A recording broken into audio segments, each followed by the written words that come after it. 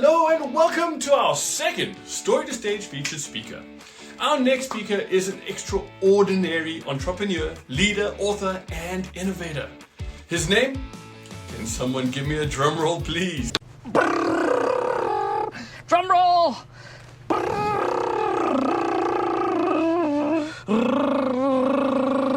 Ethan King! Ethan grew tired of being the world's best kept secret. So he bravely decided to take the stage. He honed his trademark talk and his speaking skills in the Story to Stage Speaker Mentorship Program, and now Ethan is lighting up stages across the globe, sharing actionable lessons learned along his journey from starving artist to CEO of multiple seven-figure brands, and his transformation from flabby dad to over the 40 and fabulous cover of Best Self magazine. So sit back, relax, and prepare to have your ears blessed by one of the most captivating voices you'll ever hear. Seriously, if velvet had a sound, this would be it.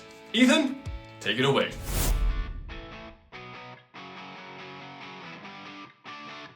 Hey, I'm Ethan King, and I teach AI and automation to entrepreneurs.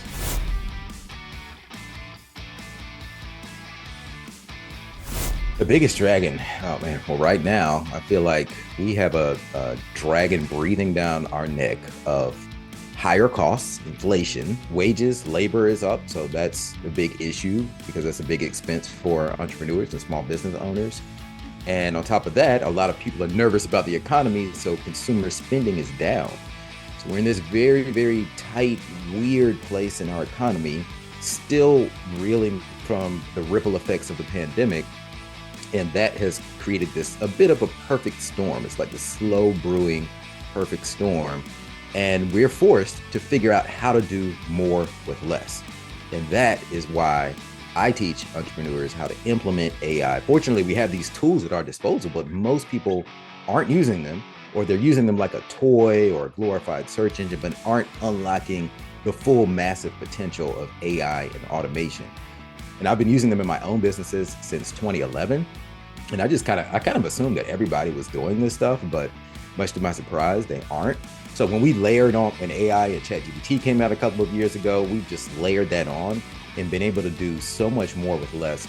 So I'm here to help people get through, like take control back, get through this tough season that we're in, and not only survive, but thrive and prosper.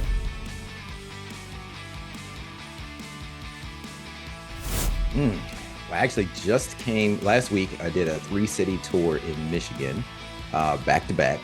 It was amazing. It was exhausting, but in a good way. 4-hour workshops every day, back to back. But I scored a perfect 10 out of 10 in Traverse City, Michigan. And they've already invited me back. 9.8 in Detroit, 9.9 in Grand Rapids. I mean, it is just, people are blown away by the content, the material, because we're applying it to their lives right then and there. I've also been on the TEDx stage. It was that last October, I believe. I gave my first TEDx talk out in St. George, Utah.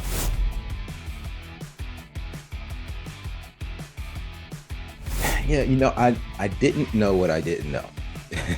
That's the main thing with Story to Stage. How did it help me kind of craft the message? It gave a framework that works because it's based on science and storytelling. And this, even no matter what your message is, you can kind of plug it in to these 4 buckets. I just use that framework over and over again, whether I'm giving a keynote speech or a workshop or a 2-minute TikTok. But the reason I signed up for Story to Stage, because I'm in America, Story to Stage is based in South Africa. I have plenty of other speaker training programs I could have done, but I wanted to learn about being a global speaker, which is what I am now. And I wanted to learn also the business logistics and that side of it, not just the speaking side of it, the storytelling side. And that's, of course, important, but also, how do I structure my website? What do I put in my brochures, my media kit, my tech writer, like all of these types of missing pieces is what I didn't know, and now I feel equipped. Story to Stage is a global community of like-minded speakers who are learning and growing together over the course of a few months, but the experience continues well beyond that for a lifetime. And you have a network of friends and a community of peers that help each other succeed.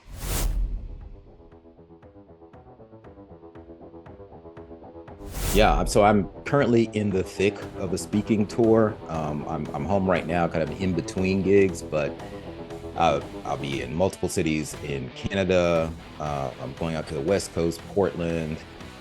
So over the next couple of months, I'm heavy into the tour, but I'm also developing courses, workshops, and I'm actually in the process of building my own software application because I teach a lot of different AI tools that I just genuinely use. Like, these are the things that are working best.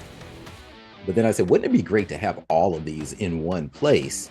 And I build tools for myself. This is how I get into all my different businesses, because it's like, oh, wouldn't this be cool to have? It doesn't exist. Let me build it for myself. And it's like, oh, great. Other people want this too. Let's make it happen. Let's make it into a business.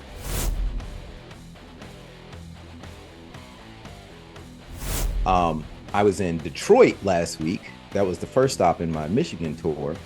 And there's a part in my workshop, in my keynote, where I'm talking about storytelling and the importance of vulnerability.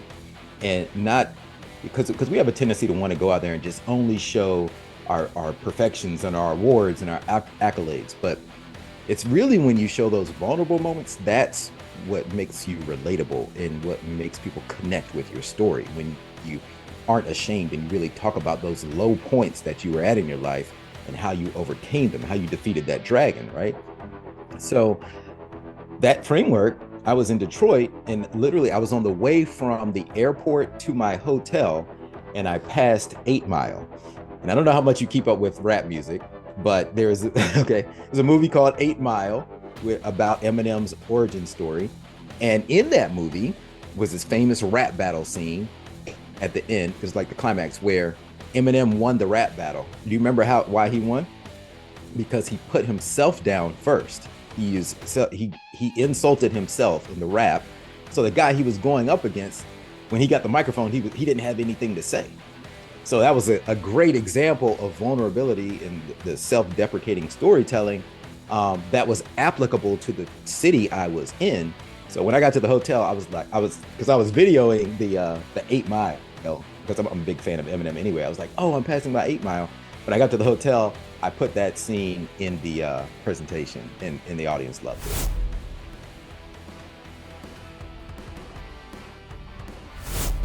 Yeah, the easiest way, just go to my website. It's my name, ethanking.com. There you can find all the links to my social media. You can find the links to my books. There's a form you can fill out to invite me to speak. I would love to come and meet you at an event and just give freely and share everything that I've learned with you and connect with you and learn what you're up to as well.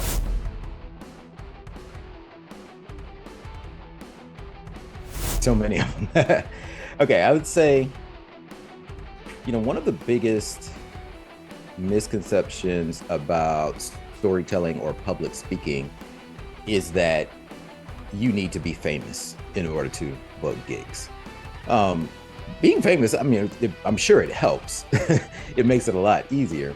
But, a lot of times I thought that I had to be the Olympian. I think that's how you guys put it in the program. It's like, are you what persona are you? Are you the Olympian?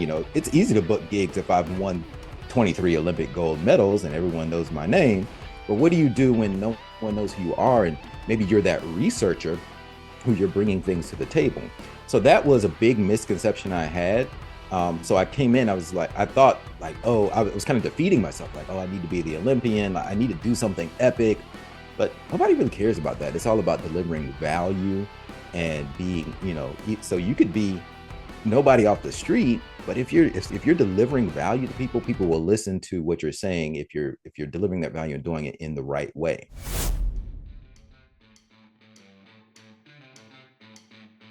I'm going to tell you two of them. Okay, two really memorable moments. And it was from the same session. So this really just made me feel awesome. One guy drove 3.5 hours that morning to be at my workshop. And he looked exhausted. And he drove, because he drove all the way from Chicago to Grand Rapids, so it's about 3.5 hours. Because someone told him, it's like, dude, you have to come. This is worth your time. Ethan King's teaching his workshop. So first of all, I was honored. And then at the end of it, he was like, that was so worth my drive. Thank you so much. And he had to drive 3.5 hours back. And then the other day, he called me out of the blue. I gave him my contact info. He called me out of the blue and said, I just wanted to thank you again. I've been using everything that you taught. My team is just off to the races. Thank you so much. So I'm like, wow, this guy, like, that's a total of 7.5 hours of driving in one day just to come learn what I have to teach. So that was a huge honor. And the other one from the same session, there was a gentleman there who they were one of the sponsors for the event. His company was a sponsor, and it just so turned out that they had a golf tournament that same day. So a lot of people in the company could not attend my workshop because they had this golf tournament that was already planned, months and months ago. But they sent this guy. They were like, oh, you have to go to the AI workshop. And he didn't want to come, but he was at the end of it. He was like, this is the best afternoon I've ever had in my life. I am so glad they sent me here. I mean, this guy was over the moon. And this is an older, middle-aged guy, not really like into tech or anything. So, I mean, it just blew him away. So those types of moments, bigger than any like award you can receive on a stage, those types of moments, like knowing I made that much of an impact in someone's life, is the biggest payoff for me.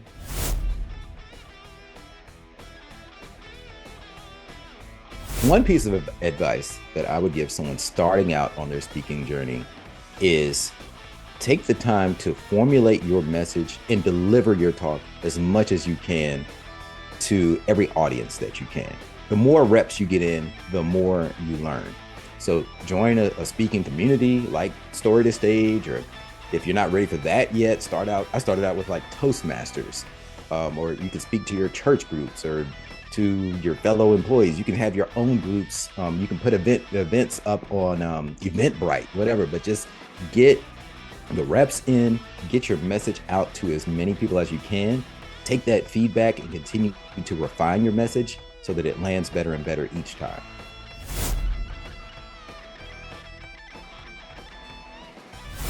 All right, folks, that's a wrap for our second Story to Stage Speaker Showcase. Massive thanks to Ethan. You guy, you're an absolute legend. And we just know he's going to continue lighting up whatever stage he steps on in the future. But folks, this ain't the end. This ain't it. We've got more showcases coming your way, so stay tuned. And hey, maybe it's your turn someday. So if you think it is, and if you think you have a story that the world needs to hear, give us a shout. Your stage